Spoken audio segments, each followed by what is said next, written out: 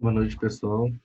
Então, dando continuidade à nossa física, né, da radiologia, hoje a gente vai ver um pouquinho sobre o que é uma eletrostática, uma carga elétrica, né, que a gente acaba utilizando no nosso conceito aí durante o período do curso técnico aí, e logo depois, quando vocês forem atuar nessa área também, tá?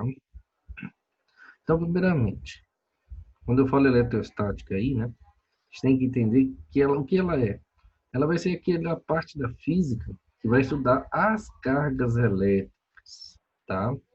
Cargas elétricas que podem estar tanto em repouso e ainda como elas podem estar numa interação de ser uma atrativa da outra ou ainda sendo uma repulsiva da outra, ok?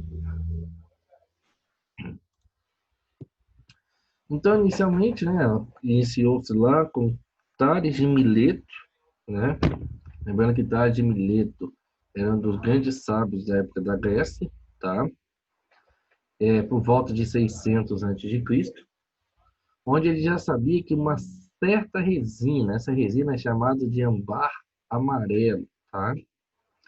Que se ela fosse atritada com uma substância seca, no caso uma pele de um gato, de carneiro, entre outras, ela poderia ter uma propriedade de conseguir atrair outros corpos que sejam bem leves, tá?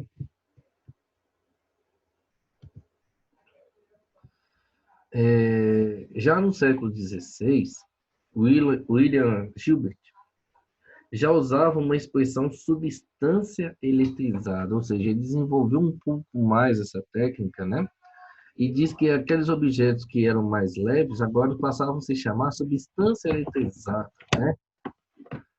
Essa substância, então, seria feita aquela através do atrito entre dois corpos, quando ele atritou anteriormente lá, né?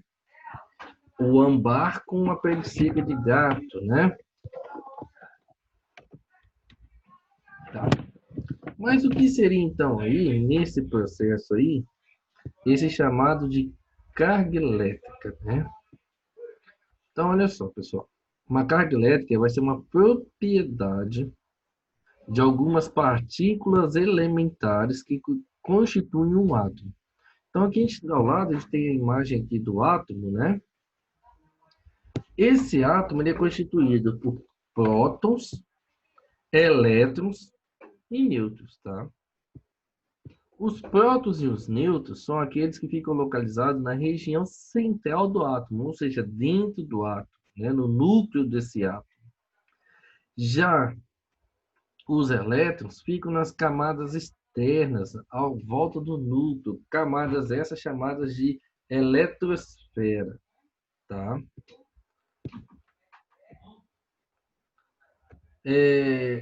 Os portadores de carga. O que é o portador de carga? Eles são do tipo elétrons que transportam cargas negativas, íons, cátions, que são cargas positivas, ou íons, ânions, que transportam cargas negativas. Então, elétrons, cargas positivas, prótons, cargas positivas, tá? Cátions, cargas positivas, e ânions transportam cargas também, nesse caso aí, negativas, tá? A unidade medida para uma carga elétrica no nosso Sistema Internacional de Unidades é conhecida como Coulomb, tá?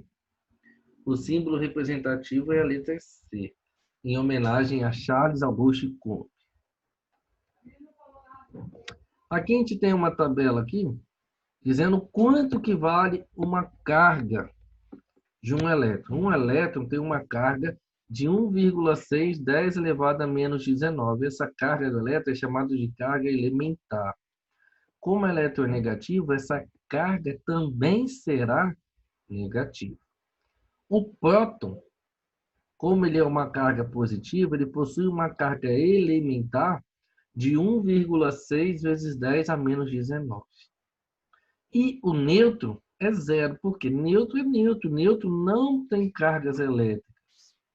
Um corpo neutro é aquele que possui a mesma quantidade de prótons e também a mesma quantidade de elétrons em quantidade. Aqui é uma imagem de uma pulseira eletrostática. E aqui a gente tem, aqui no caso aqui, de uma pessoa aqui, ó, com o cabelo arrepiado, né? Através da eletrostática, a gente pode estar vendo de que maneira que isso pode acontecer. Então, vamos lá. Para continuar aqui, a gente precisa entender um pouquinho o que é um condutor elétrico, né? O próprio nome diz, conduz elétrons, conduz eletricidade. Esses materiais vão sempre apresentar, então, aí, transporte de elétrons ou íons quase livres, ou seja, eu só consigo movimentar cargas que estejam livres em um sistema, tá? São considerados bons condutores de eletricidade, de elétrons, aqueles com alto número de portadores de cargas elétricas livres, que apresentam alta mobilidade desses portadores dessas cargas.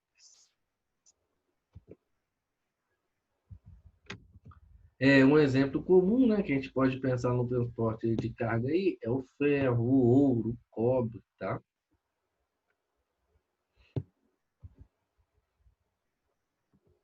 Agora, o que seria um isolante? O que é isolante? É aquilo que isola, não é isso? Porém, temos que tomar muito cuidado. Hoje em dia, a gente não utiliza mais o termo isolante. Por quê? O termo isolante só funciona para baixas tensões elétricas. Quando a gente for trabalhar com altas tensões elétricas, o material que ele é isolante na sua rede 110 da sua casa, ele vai passar a conduzir a eletricidade. Então, hoje a gente acaba utilizando o nome dielétrico, tá? Esses materiais isolantes ou dielétricos são aqueles materiais que eles vão ser caracterizados por não apresentar portadores de cargas elétricas livres, ou seja, ele não tem elétrons livres para uma movimentação, tá? Um exemplo: borracha, madeira, água pura, tá, gente? Não é água da sua torneira. A água da sua torneira, ela é um composto químico, ela tem cloro, flúor, entre outros, tá? A água pura é água destilada.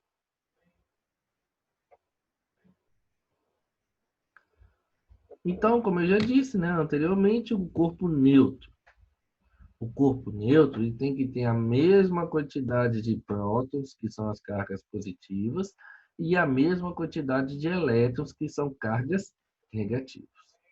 Isso quer dizer que um corpo é neutro. Neutro não quer dizer que ele não vai existir nada dentro dele, tá? Tem que ter a mesma quantidade de prótons e também a mesma quantidade de elétrons para um corpo. Agora a gente vai ver um pouquinho do que é a eletrização, né? Esse fenômeno de eletrizar. Antes disso, você já deve se perguntar, poxa, eletrização é choque? Não.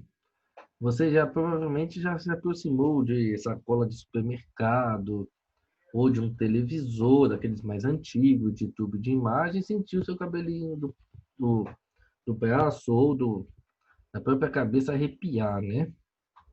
Então, olha só. A explicação desse fenômeno se dá pelo seguinte: entre as partículas fundamentais, importantes para a explicação dos fenômenos elétricos, o próton e o elétron e o nêutron. Os prótons e o nêutron se encontram em uma região do átomo chamada núcleo, como a gente pode ver anteriormente, lá dentro. E os elétrons ficam na eletrosfera que fica em torno dele, né? Girando em várias órbitas. Camadas essas conhecidas como K, L, M, N, O, P e assim por diante. Cada camada tem uma quantidade exata de elétrons que ela pode suportar, né? Então, um jeito mais fácil de explicar isso é que a eletrização desses corpos vem com uma noção que temos de uma estrutura de átomos, tá? Os processos de eletrização são 3 tipos, tá? Ele é dado primeiramente pela eletrização por atrito, tá? Foi o primeiro processo de eletrização conhecido. O que é uma eletrização por atrito, gente? É atritar um objeto em outro.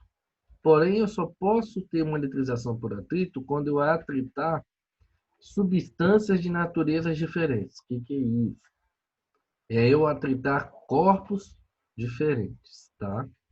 Onde, na eletrização por atrito, os dois corpos irão ficar eletrizados.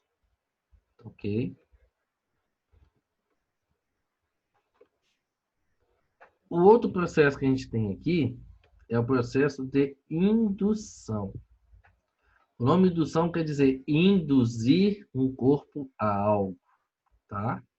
Então, quando um corpo neutro, que é aquele que tem a mesma quantidade de prótons e de elétrons, se aproxima de um corpo eletrizado. O que é um corpo eletrizado? É aquele corpo que tem maior quantidade de cargas do que o outro, aqui como o A aqui, ó. Tá? O corpo neutro vai passar a se eletrizar, tá?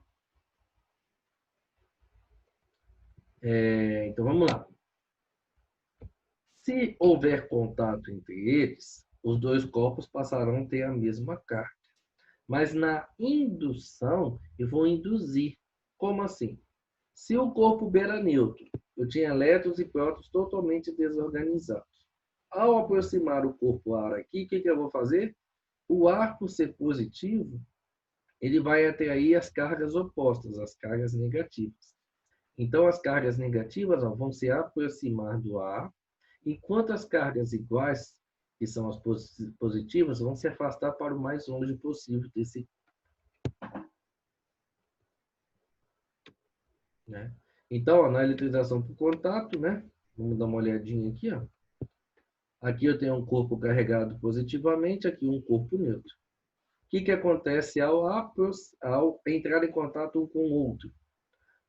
Os elétrons desse corpo aqui vão querer migrar para o corpo positivo. Então, esse corpo vai continuar positivo e esse corpo aqui vai também ficar positivo.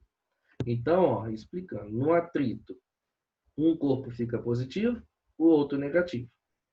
No contato, os dois corpos vão ficar com o mesmo sinal de carga do corpo eletrizado. Então, se ele é positivo, o outro fica positivo. Se ele fosse negativo, o outro ficaria negativo. Ok? Esses são os 3 tipos de eletrização que a gente tem como mais importantes. O atrito, o contato e a indução. Ok? Então, na próxima aula, a gente vai continuar visualizando aí por aquecimento e assim como outros, tá ok? Então, até a próxima aula. Abraço a todos.